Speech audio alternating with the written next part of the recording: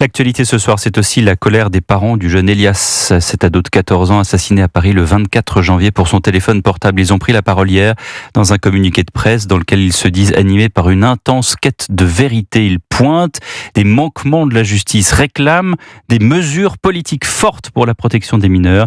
Justement, l'Assemblée adopte aujourd'hui la proposition de loi qui vise à durcir la justice des mineurs. Le texte acte notamment la création d'une procédure de comparution immédiate. Détail tout à l'heure dans le journal de 20h.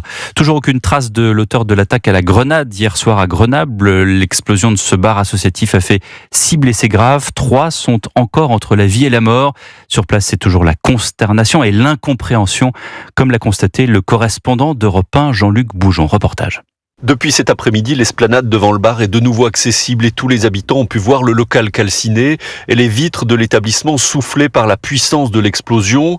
Une explosion déclenchée par une grenade qui a fait très peur à Jocelyne, 90 ans, qui habite juste au-dessus du bar. D'un seul coup, ça fait boum, ça tremblait, tout l'immeuble a tremblé. J'ai vu qu'il y avait plein de monde, les gens affolés, les vitrines en l'air, plus de bar. Un quartier du village olympique décrit comme tranquille et agréable par certains habitants, mais d'autres comme Rania et Jean-Claude pointent une ambiance qui s'est détériorée à cause des trafics autour de ce bar précisément. Au niveau des gens qui fréquentaient, des mauvaises personnes, la drogue, les trafics de cigarettes et tout. Vous savez, tous les magasins comme ça, c'est tout le blanchiment d'argent. On n'est pas en sécurité. Ah, moi j'ai peur, j'arrive pas à dormir, ouais. C'est le bazar. C'est inhabitable en fait, à cause des drogues, les trafics. L'hypothèse de l'attaque terroriste a rapidement été écartée. En revanche, celle d'un règlement de compte autour du trafic de drogue ou de cigarettes a pris de l'épaisseur ces dernières heures.